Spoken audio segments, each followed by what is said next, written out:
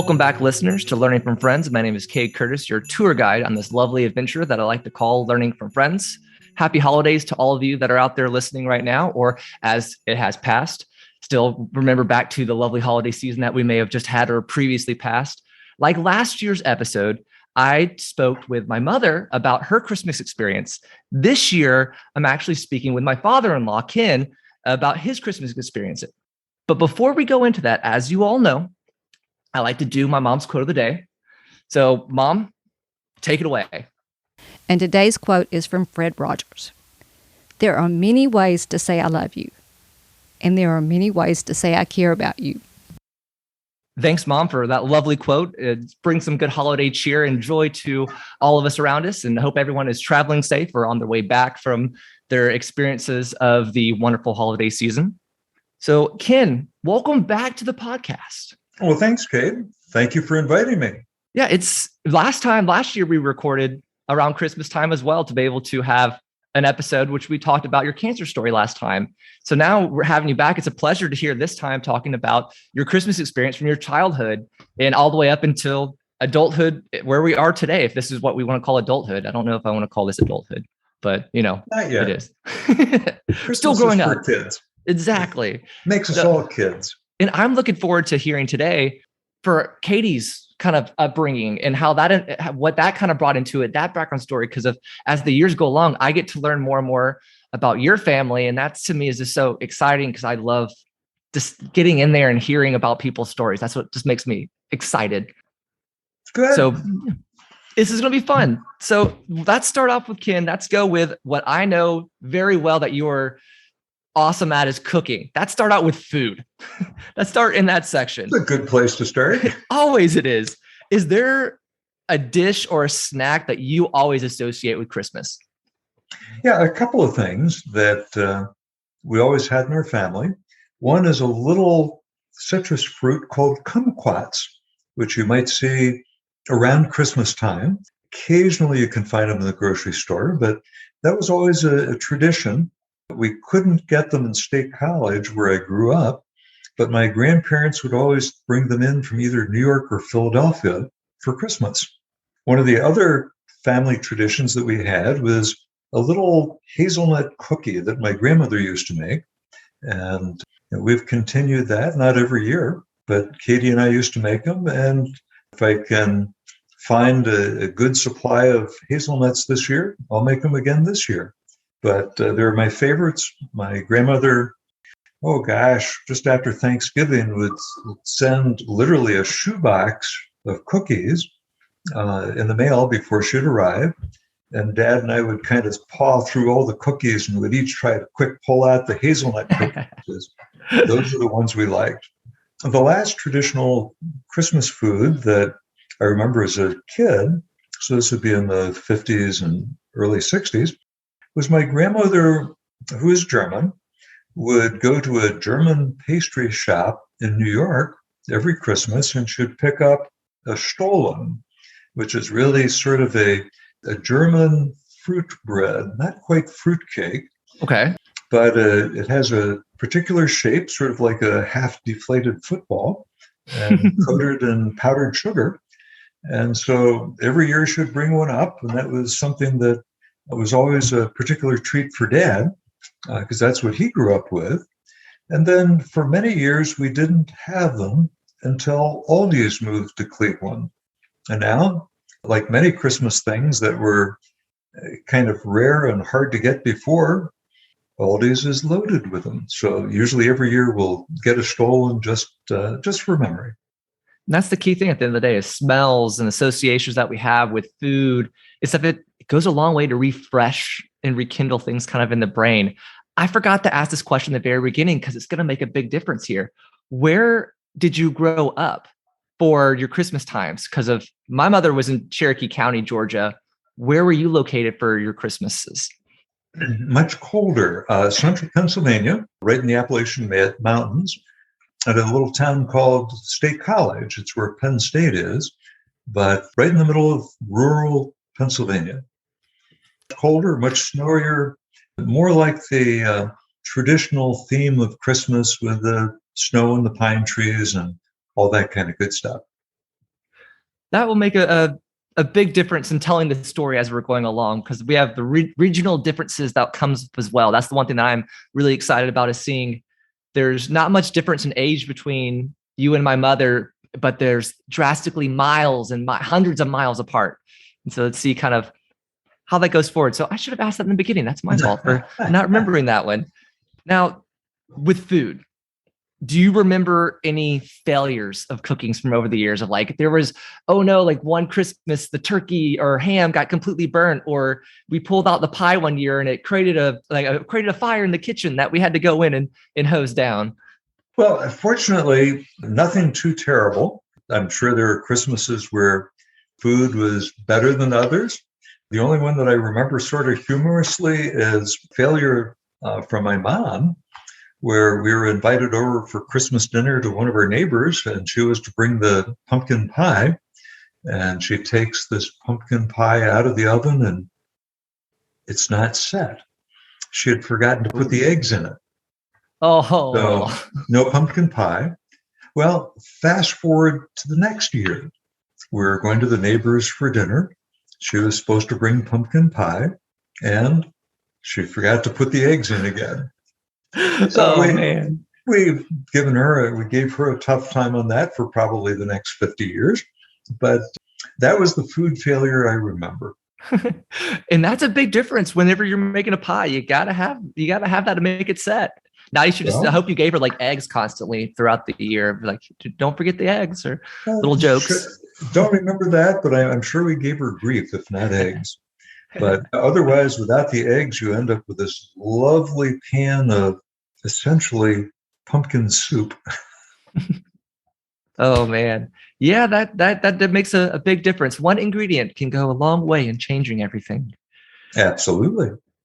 Now, you love to cook. Like, you're good at it and it tastes amazing, smells amazing. Who taught you to cook? Kind of struggled with that question. I would observe Mom in the kitchen. Most of what I learned was really by doing it myself. And where that happened was Mom taught junior high and high school art. And my sister and I would get home probably about 3:00 in the afternoon, and she wouldn't be home until 4:30 or 5, and we'd be hungry. So we would start to make things. So I think a lot of what I learned was through trial and error. And then later in college, when I studied to be a dietitian and then food service, we had some food science classes, not really cooking, but it gave some of the basics that helped understand how things work. Fair. So you were a very hands-on approach of, if I'm going to eat, I'm going to have to do it myself. Exactly. You got to make it. It's a good motivation. It is a great motivation. That is 100% for sure. Now let's move on from food. Let's look at traditions here. Did y'all hang Christmas stockings? If so, where did you hang them at? Well, we did hang Christmas stockings. In the house that I grew up in as a kid, really until age 6, we had a fireplace, and we would hang the stockings near the fireplace, like in the sides, because we would always have a big fire going for Christmas. Then we moved into our new house in 1957. We had a huge fireplace, and similarly would hang them on the mantle, but far to each side of the fireplace, because we'd always have rip-roaring fire. After people would unwrap a present, we'd toss the wrapping into the fireplace, and it would not have been good to put stockings in front of the fireplace. True. It is very true. Putting something that's right there, it could easily catch fire and could create another Christmas story that you may not want to remember. Not a good one, but we did have stockings, really until the recent years. Growing up, as we see traditions move from generation to generation, yes, Mom's generation, so in the 20s and 30s, 40s, at Christmas time, citrus fruit was pretty much a prize. And very traditionally, from her childhood, she'd always put an orange in the toe of our stockings, along with other little goodies. But there was always an orange there, which was part of her tradition and her parents' traditions going back into the early 1900s, late 1800s. So we did have stockings. They're always kind of fun. Now, with the stockings, was this something that you could open up like and look into earlier, or did you have to wait for Christmas for them? And what was in the stocking? Was that from, say, this is from your family, or this is from Santa? It was from someone. It's from someone. Okay. Stockings were hung after we went to bed on Christmas Eve. Christmas Eve, Karen and I are traditionally allowed to open one present, and then we'd have to go upstairs, and our parents would put out more presents and hang the stockings. In the mornings, Karen and I would get up early. I don't know what time, but early, and head downstairs. We were not allowed to open any presents, but we were allowed to go through our stockings. Part of that, I think, kept us busy and quiet so my parents could sleep in. You got to have those little delays. The little delays go a long way. It worked for them. Now, what traditions do you fondly recall from your childhood around Christmas time? Well, they morphed. Over time, as we moved houses, as grandparents passed away and grew up, got married, and it changed. And some of the traditions that I remember from early childhood, very 50s, we'd get together and have our family, my grandparents and my parents, my sister would have Christmas dinner. And it was always a very formal event. We, even as a little kid, I'd wear a little coat and tie to Christmas dinner. So all the men would be dressed up in coats and ties, and the ladies in dresses. The table would be set, even though we were at that point a pretty modest home, with the silver plate candelabras on the table. And, Dad was at the end of the table as the traditional guy standing up, carving a turkey we had special Christmas turkey carving knives and things. And so Dad would do his best to carve a turkey and would pass it around. So we morphed from those childhood memories, which were fun, because it was always a very special event. Yeah. To, over time, in the 60s, it started to morph where it was more informal, where we could actually just wear a collared shirt and maybe a sweater to dinner. Less formal, Mom would cut up the turkey in the kitchen, and just more simplified. And frankly, as it got more simplified, probably more fun. In the 50s, we were all trying to be the post-war Norman Rockwell picture of a family Christmas. It's interesting to see how we look to popular culture, like images like Norman Rockwell and stuff, to decide kind of what Christmas should look like, kind of in that range. This is what's produced out there, and that's what we try to conform to in some ways. Absolutely. Now, other traditions that we had that were fun growing up, and this was more in our second house, is we lived in a very small neighborhood. I think there were 7 houses, but every Christmas morning, the folks would get up, families would celebrate Christmas and presents, Christmas breakfast all on their own. And then early afternoon, neighbors would just kind of walk from house to house and visit. So we'd always set up a buffet table with cookies and cake and not ice cream, but pie and coffee and things like that. And the neighbors would come in and sit and visit for a half hour, an hour, and move on to the next house. That was a good tradition. We lived in a sort of a very special, unreal world, and liked it. That sounds amazing to be able to think about that. But that draws a tight community there, because if you knew everybody in the community that's coming in to visit you, it would kind of build that relationship. Something that I feel like at times we're losing a lot right now. We still have it in communities, but it's not the same. And because people move so quickly now, I feel. Well, people move quickly. We're so much more involved day to day in entertaining ourselves through TV or computer games or the computer. Whereas back in the 50s and 60s, entertainment was visiting neighbors, playing cards, having a picnic. in the neighborhood, a potluck supper. So it was really a very different way of socializing, 50 years ago or 60 years ago. True. Now, I know with currently, we go over to Karen's to do Christmas Eve. Did y'all Right. do anything similar to that with certain family members or friends before in order to celebrate Christmas with others? Well, Christmas Eve, we'd often go to the Christmas Eve service, but with us, Christmas was always at my parents' house, Christmas Eve and Christmas Day. When my mom grew up, my mom's parents came from a large family. Each of my grandparents had 11 or 12 siblings. And so when mom but they were much older than my mom. Okay. So at Christmas, they'd go to the different relatives' houses. And mom really didn't like that because the men would go into the parlor, sit and talk and smoke cigars, and all the women would be in the kitchen gossiping and making stuff. And she's there as the 8-year-old, just What do I bored do? to death. Yeah, like what do I do? What about me? So now both my parents were only kids, so we had really no aunts, uncles, or cousins. So mom was very adamant that Christmas would always be at home where the kids are. So that because she just really did not like being the sole kid hanging around all the guys in the parlor smoking cigars or the women cutting green beans in the kitchen. Yeah, that doesn't seem like much of a childhood Christmas that you want to remember. No, I think mom enjoyed Christmas. Yes. But she wanted it to be special for the kids. So that would be Karen and me.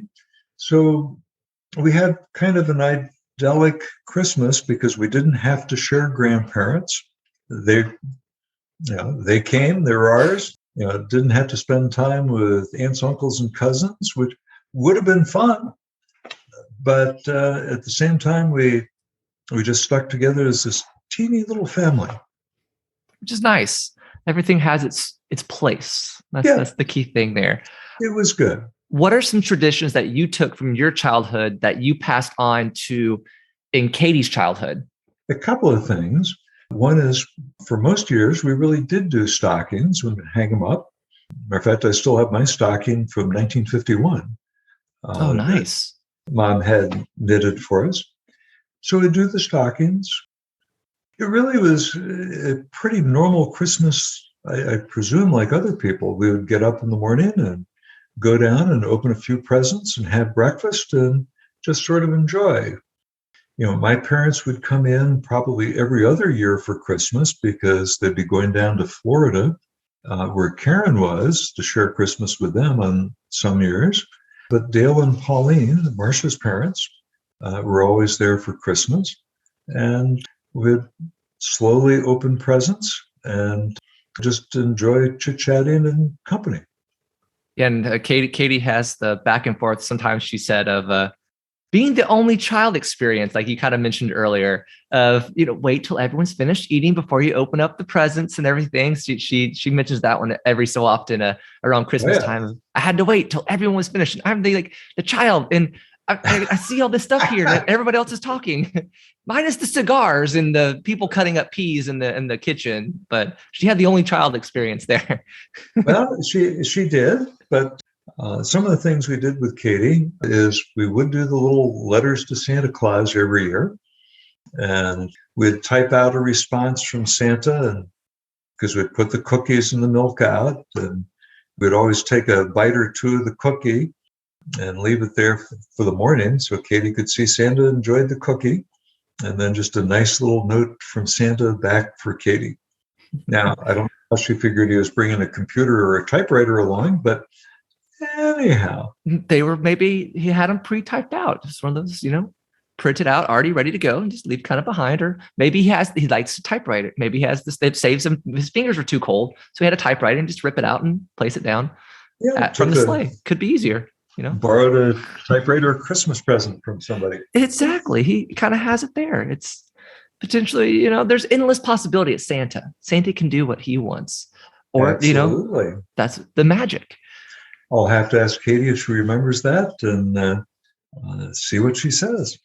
That will be something that I'm sure I'm going to have her listen to this podcast before it gets put out. And I'm sure she'll have questions before Christmas to be able to ask off of what she's heard. So that'll be interesting to explore further on Christmas.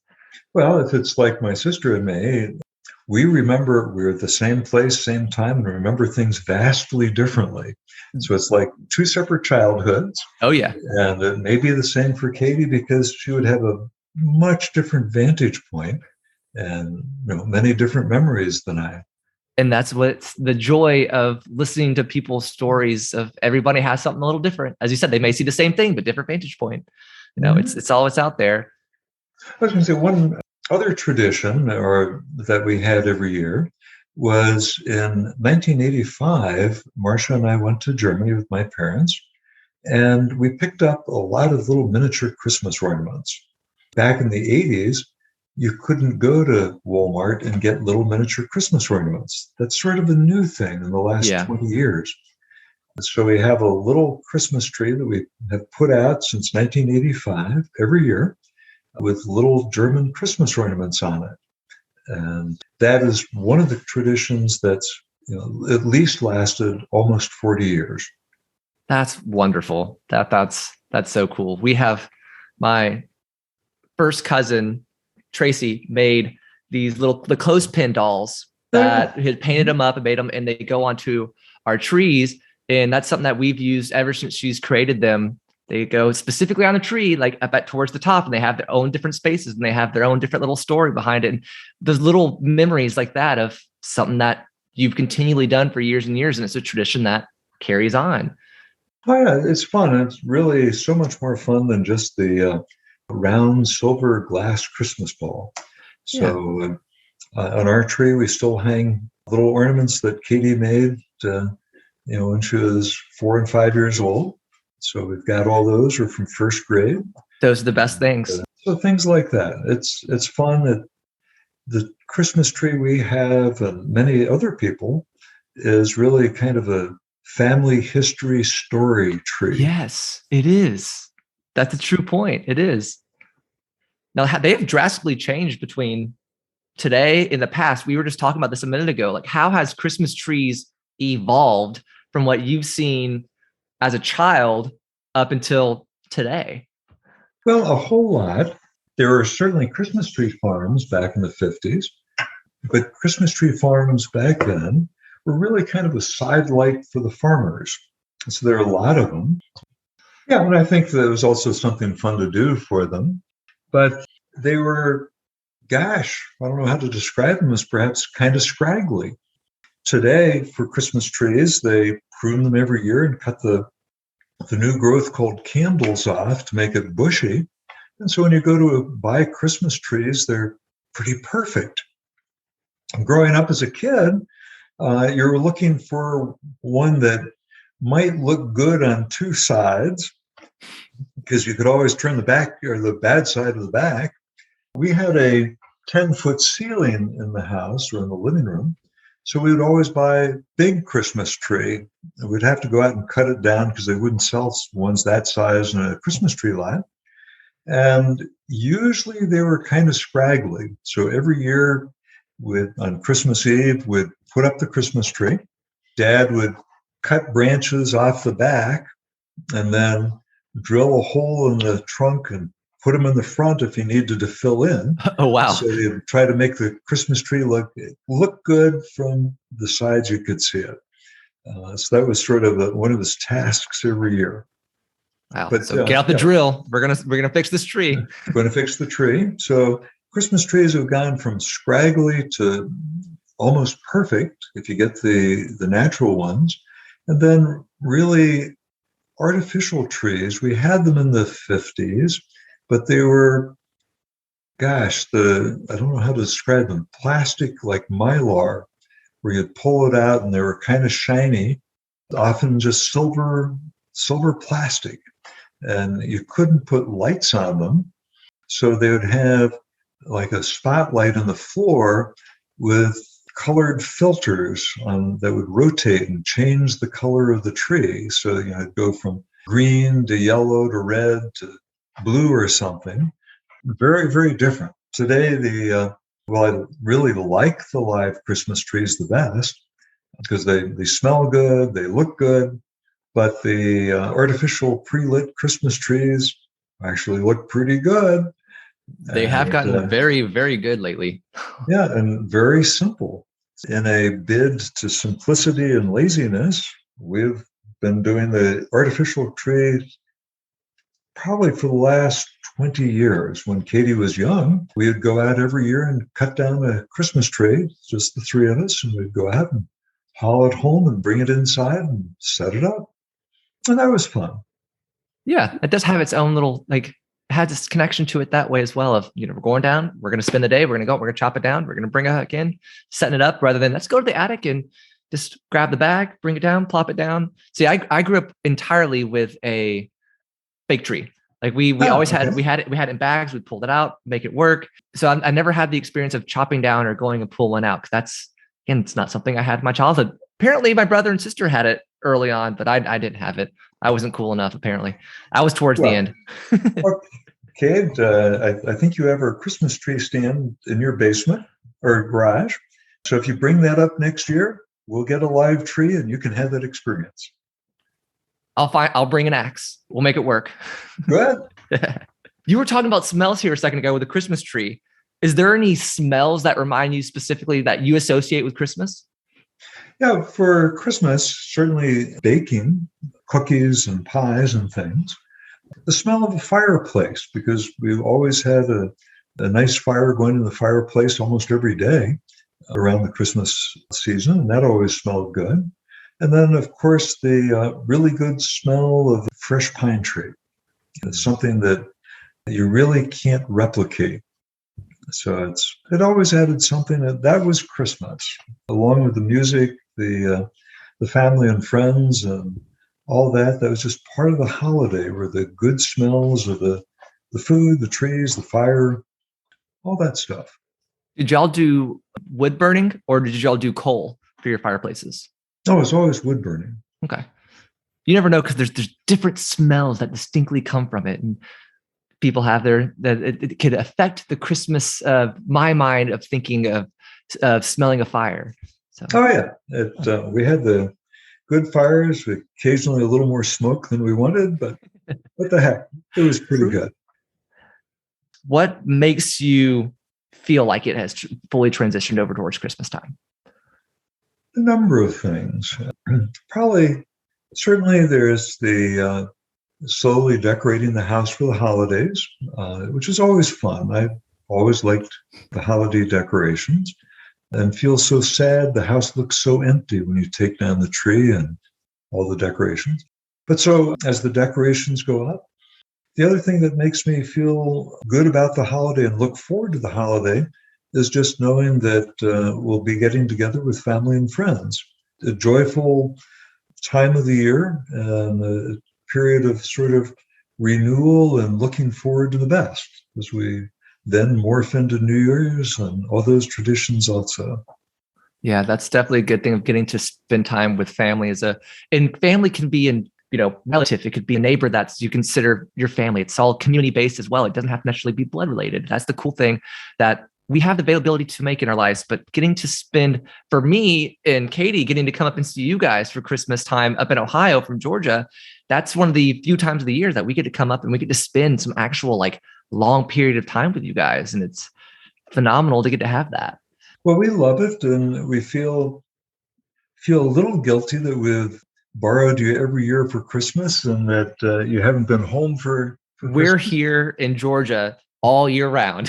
So it is one holiday. It's okay. Well, and Christmas is with family, and family to us is anybody that's we enjoy and is willing to put up with us. Christmas happens really anytime we get together with friends and family. That's true. That's definitely true. And you also have a fun experiences with having Katie was born right before Christmas. So you have like the double battle of, okay, it's birthday, now it's Christmas, back and forth of, she always complained saying that, was this a Christmas present? Was this a birthday present? I don't like the hybrid of both. So, well, and that's understandable. When Katie was young, we'd always hold her birthday party before December 15th and wouldn't put up any Christmas decorations until after her birthday. So we tried to separate that. Now, that did go away, but I'm not sure exactly when. Katie could probably remember a little better, but we tried to keep it distinct. Yeah, I'll have to ask and plug on that one. Now that I have some information that I can be able to poke on now to get some more detail for us. This is the nice thing. It's a kind of like a mission for the side for me as well to find out some more information. So see, now I'm curious what Katie will say to some of these things.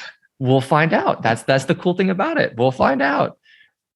You had mentioned previously back with the typewriter and leaving a message behind or printing out for Katie for Santa Claus with the cookies. Did you write letters to Santa when you were younger? And where did you mail them from? And did you ever get anything back from the North Pole from Santa?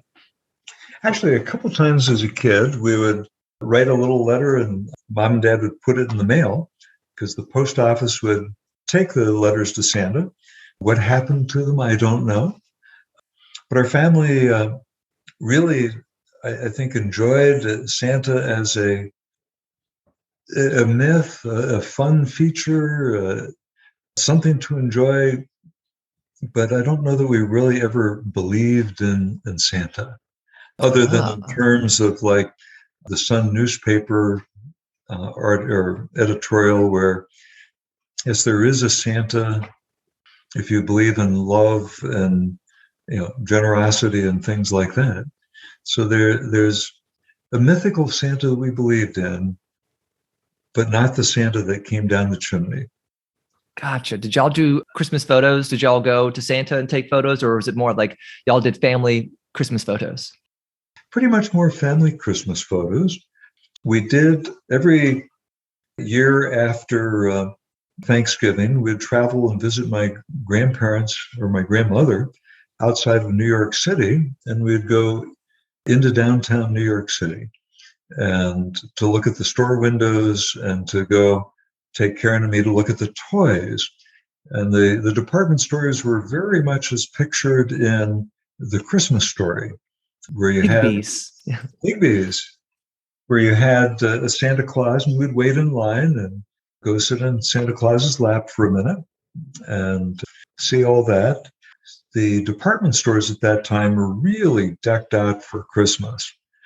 In their windows outside, they would have little moving displays, which were at that point something just spectacular because that was new. Inside, they would often take one elevator and different themes, different years, but one year they had made the inside walls of the elevator with lots of gauges and dials and lights and switches and things to look like the inside of a rocket ship. Oh, that's cool. And at that point, elevators were not self-service. There was an elevator operator in each one that would run the elevator for you because they had a big manual control that would guide the elevator. And the elevator operator in the Christmas Express wore a spacesuit. Oh, that's so cool. Stick to character. Stick to character. And then when we got up to the store floor with all the Christmas toys, there was a little monorail that hung from the ceiling of the store. And the kids would line up and hop on the monorail, and it would just take you along this nice long track over all the racks of Christmas toys. And then you'd get out and go help your parent find the perfect toy for you. That sounds amazing with the monorail kind of idea. That's so smart because you get to see the whole overview rather than having to like run up and down all the different aisles. You knew exactly where to go. It's like a map, but you're visually seeing it from above. Yeah, it's smart. They made their money a lot faster that way. It was very different than the Christmas experience of going to Walmart or Kohl's or something like that today, where there's just row after row of boxes of plastic toys. So it was very different. A lot more were kits, things made out of wood and metal, and as I'd think of it, real materials. Yeah, to be able to sit down to assemble it, to be able to see how it works. And sometimes you got all the screws. Sometimes you didn't get all the screws, kind of like IKEA from time to time. Exactly. You have to modify it. Modify it as needed. At the Christmas time, there is, speaking with the department store still, what were some of the department stores in your area? In State College, through the early 60s, there was, Danks, a small department store.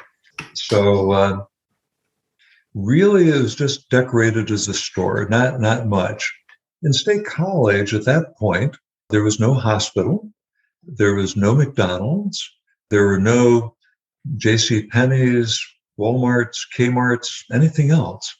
So really to go Christmas shopping to see a department store would have to drive, either to Pittsburgh, which was 2.5 hours away, or more, or to Philadelphia, which was like 6 hours away, or to Harrisburg, which was about 2.5 hours away, because it was really a very small town.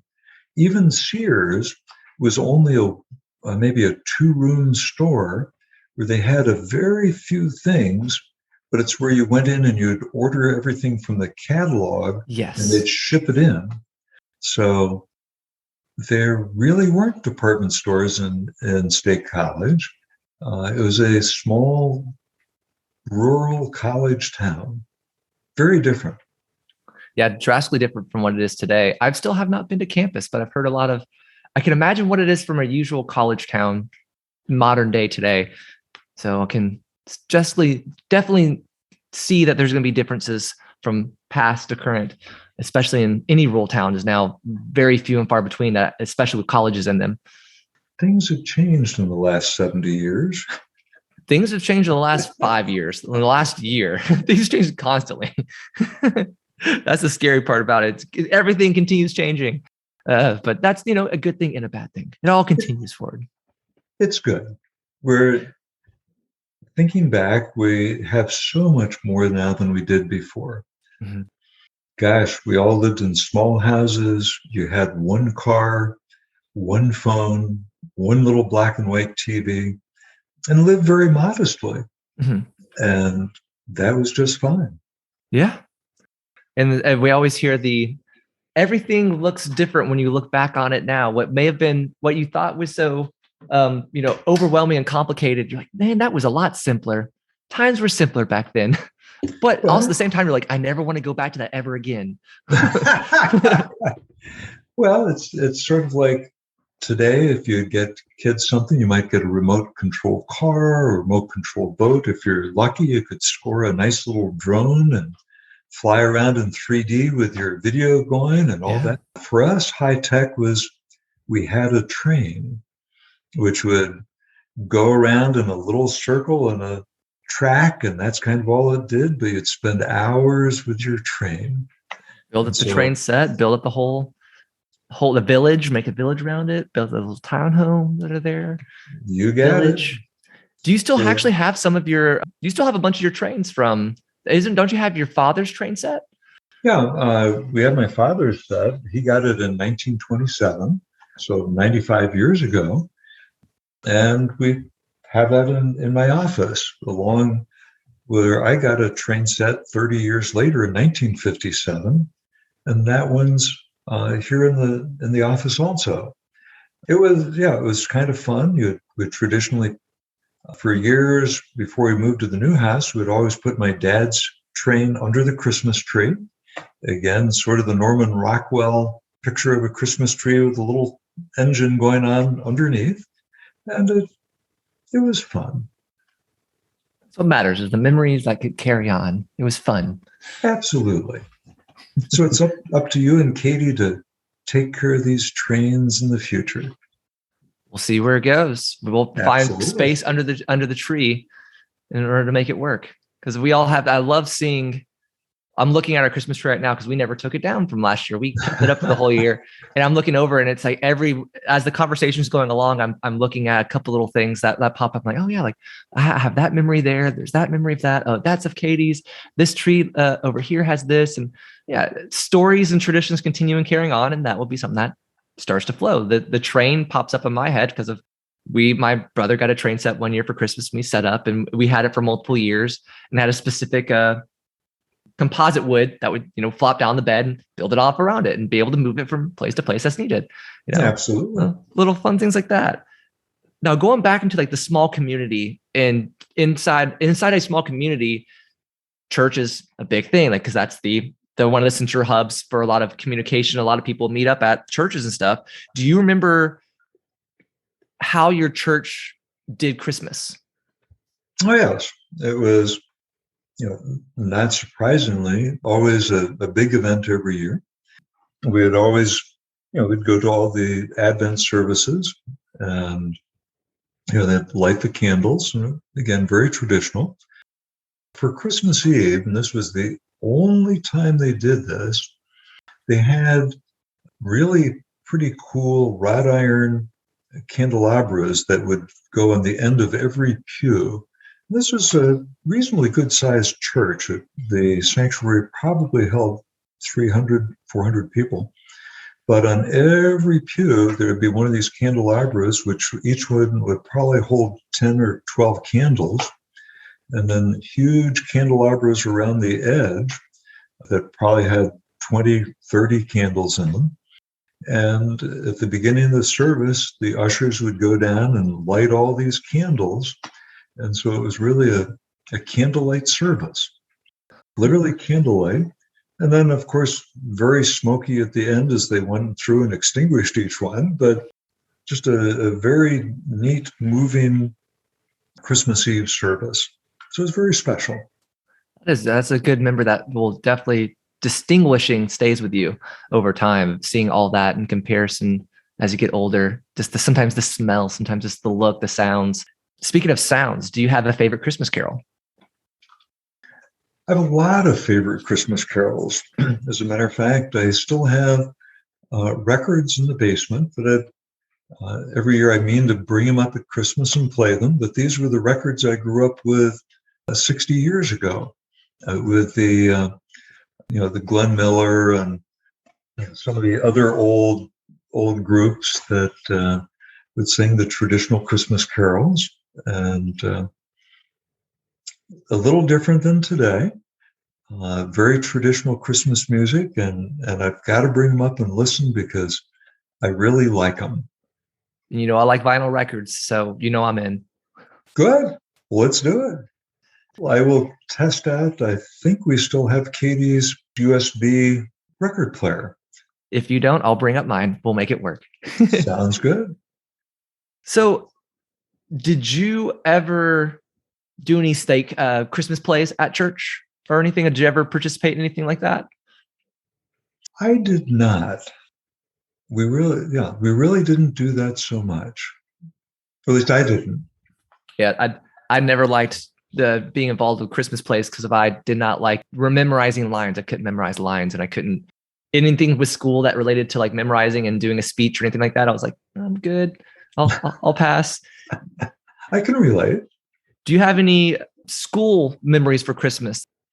Christmas time at school back in the mid-50s through the early 60s we were a little more religious in schools then. So it was very clearly a Christian holiday. We'd, of course, make decorations. We'd often have a tree that was made out of cardboard up against the wall where we had put our decorations we'd made. And many years made little presents to take home for our parents. Lots of music. Parents would bring in Christmas cookies, and we'd have a number of little parties, Christmas parties along the way. So yes, it was very, very much a part of school. Now with gifts, are there any memorable gifts that you have been given over the years that you still remember very fondly? Well, there are a couple. Of course, my 1957 Lionel train, which is sitting in back of me. And perhaps one of the more humorous ones, and we have some great pictures of it. As a kid, I was always interested in science. And there were a series of different little kits you could buy that were really in little round tubes about the size of an oatmeal box. Okay. And they would have different plastic pieces that you could assemble to do some physics experiment or some demonstration. And so Mom took a really great series of pictures of me sitting on the fireplace hearth with one of these little science kits. And I'm there starting to assemble it. And then you see a picture of my dad sitting next to me watching. And then you see a picture where he's helping. And then the next picture was, I'm gone. Dad's playing with Dad's it. playing with it. So, it's just sort of a fun memory that was well captured by my mom. Gotta love that. There's little memories and things that come back off of that. You look back and you're like, wow, it turns out it was a present for you, but now it's a present actually for me because I'm having more fun with it too. Oh yeah, my parents had chuckled about Christmas presents because my dad liked the opera, and Ooh. there was a very famous singer by the name of Erna Sachs, and Okay. she was known because I think she could hit high C above middle C or something like that, which means nothing to me. And Dad thought it was just great, so he bought Mom an Erna Sachs record for Christmas once. Oh, that's so And cool. Mom always kidded him because she really didn't like it, but it was one of those presents he bought for her, but really for himself. Sometimes you gotta weasel your way into it kind of range. Oh, absolutely. Oh, I love that. I love that. How did it come in the household for getting presents for Katie? Were you more of the person that would know what to be able to go out and purchase for Katie for Christmas, or would it be Marcia, or would it be Dale, Pauline? Who would be really the person that would do a lot of the making decisions for getting Katie's Christmas presents? Who played Santa properly? That's the word I'm looking for. Who played Santa? I think all of us did a little bit, but I think really Marcia was the leader in that. I think she was more in tune with what would delight Katie. But I mean, we did it collectively, and I think we'd all individually go out and get something we thought was special. Mhm. But I'd say Marcia was the leader in this. I will admit that I am not good at picking out Christmas presents. I'm very bad about remembering getting Christmas presents. So whenever I get it, it's like it may be last minute. I remember, oh yeah, that's what they need. Or I bought it 6 months ago and now they own like 4 of them and it's no longer useful anymore. So I'm like, oh. Or you can't remember where you put it. That's another big one as well. That's another big one as well. Where did it go? What did I do with it? Did y'all have spaces that you would hide the presents at from Katie? My parents used my closet and I didn't know it. They just would keep it. They had it pinned in the top. They just had stuff in the back corner. And as I got older, I started to learn that, oh yeah, I'm putting Dad's present up there. Don't mess with that. Or I'm like, did y'all always do that? Yeah, that was the closet upstairs. There you're at. That was always the spot. Because Oh, that's great. yeah. No, I really can't remember particularly where we hid presents from each other or Katie. Katie might know better. That's true. That you never know. You never know. Did you ever come across as a child find a honey hole of where presents were being hidden? Actually, I don't recall that I ever did. And I don't know how much Karen and I really sought them out. Growing up, our first house was a double, and I wouldn't be surprised if they would have given them to the neighbors. Hey, you got to work the system any way you can. Any way you can. That goes a long way. And because I get stuff all the time from Chelsea or Mom, like, hold on to this for so and so, or hold on to this for so and so for a little while, and just remember to get it back to me. Or sometimes you just need space. Absolutely. Now, along with Christmas, the winter season that comes up to it. Weather, that's a huge deal. Specifically up north, y'all had all the snow and all the winter cold nights of maybe below zero sometimes. Do you recall snow days from school? Absolutely. We always would quietly pray for a snow day. And usually you'd get probably 3 or 4 of them a year. Snow was very different back then, in part because of climate change. It was much colder. We did get a lot more snow, and we could tell the difference as we were growing up from the pictures in the early 50s up through the 70s and 80s. Drastic differences. A lot of the kids in school lived in farms, and so there would be kind of out where the wind would blow. And occasionally the snow would drift on one side of the house up to the second-story window. And, today you really don't see that many snow drifts. It's true. You don't. Along the highways, highway department would put up miles and miles of snow fencing. And what that did was cause the snow that was blowing to fall out before it hit the highway and not clog the highway. Because I think in part the trucks weren't as heavily powered, and so they couldn't clear heavy snow like a truck could today.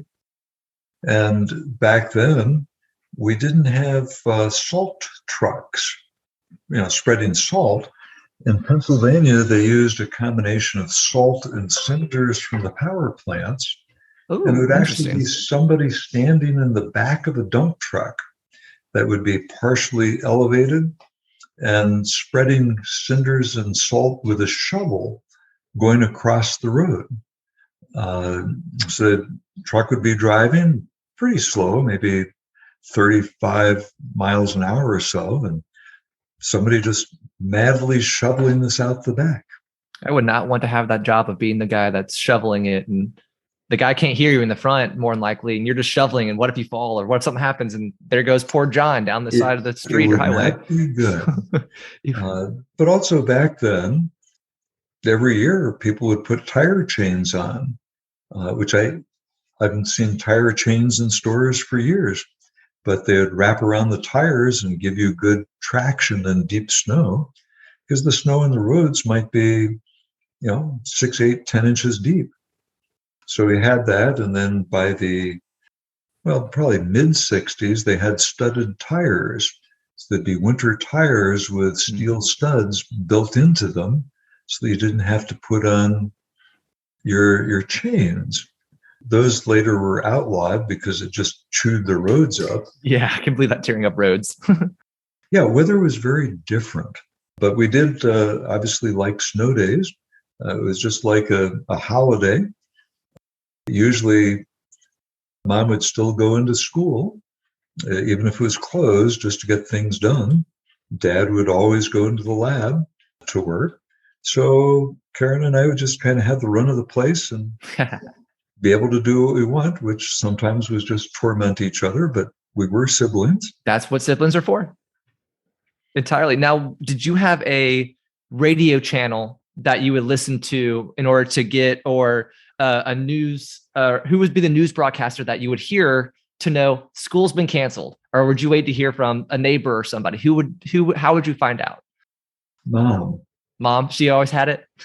Well, there was a telephone chain where the school administrator would start calling people, and then people had a list of 3 or 4 people they were supposed to call just to get the word out, because we didn't have computers and email or texting. So it was all just teachers calling each other. The phone would ring at 6 a.m. and you get the good news that it's a snow day.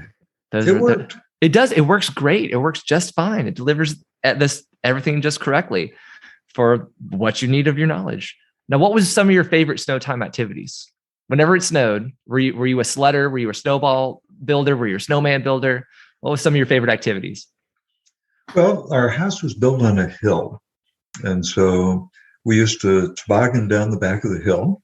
The snow was too deep for a sled because the runners would just sink in the snow. So it would be a toboggan or a flying saucer that we would use to go down the hill. So those were fun. I particularly liked, if the snow was good packing snow, we'd make some really big snowmen And also we like to build forts and have snowball battles. So it was a lot of fun. We enjoyed it. As it should be. That's the snow brings a lot of, can be good and can be bad for a lot of different various reasons. But it tends to, as a child, it's the most wonderful thing of packing the snow and just going out and getting to throw snowballs and build things and slide fast down hills. It's a blast.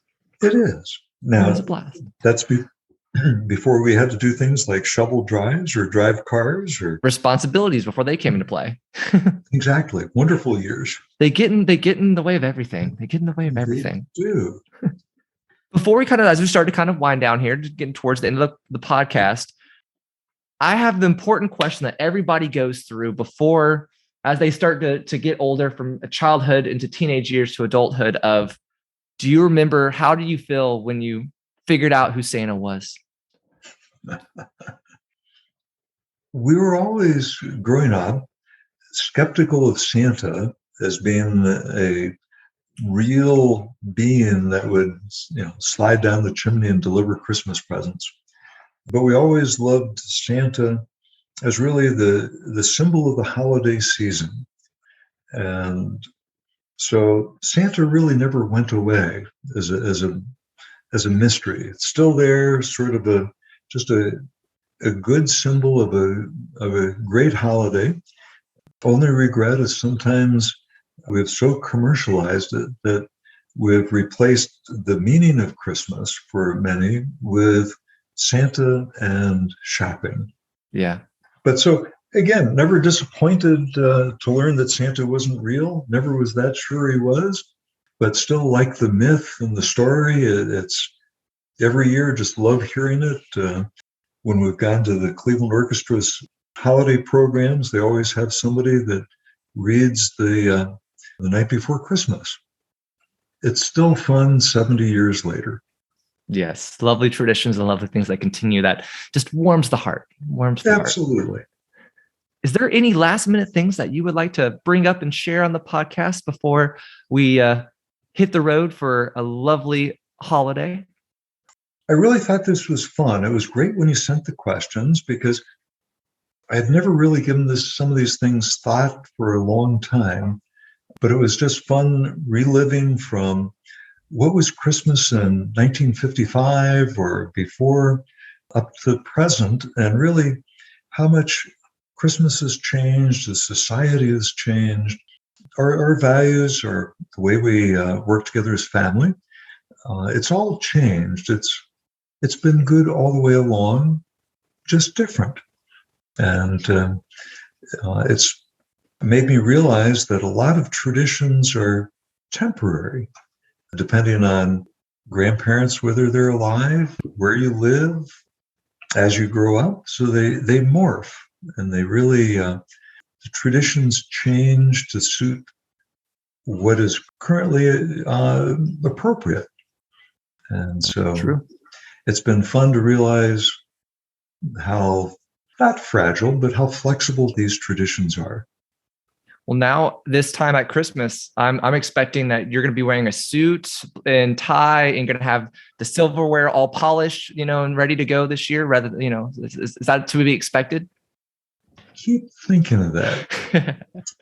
We might disappoint if that's what you're expecting. Well, or worse yet, maybe we'll do it. Why not? Let's pull out the polishing cloth, and that's, go to town. I'll make sure I'll bring up a suit. We'll make it work. Well, there you go. That'd be great. Is there any last minute things that you would like to say to the audience of advice or words just for prosperity? Enjoy the holiday season. Enjoy Christmas with your family and friends, and just relax and take a moment to enjoy some of the things that are really important in life. And that'd be the people that are around you and the time that you can spend together. That's what's really important and what's enduring. Not the video game. It's the people. Wonderful words. You can't beat that. That is, thank you, Ken, for sharing your time with myself and the audience that is listening into this. Enjoy yourselves this holiday season. Go out there and have some good food and have some good memories and build things that will last a lifetime. Well, there you go. Thank you very much, Kate, and thank you for inviting me to join you on the podcast. And we look forward to seeing you and Katie in a couple of weeks. Indeed. Now, as we wrap down here towards the end of the podcast, my listeners, I hope you have a safe and happy holiday season. And if you would like to be able to find more about Learning from Friends, I have a website, learningfromfriends.com. You can find me on Facebook. You can find me on Twitter under Learning from Friends. If you'd like to email me, it can be emailed at Cade, which is spelled CADE, at learningfromfriends.com. And most of all, before we leave out here, my name is Cade Curtis, your tour guide on Learning from Friends. And most of all, don't forget to let your curiosity fly high. Merry Christmas.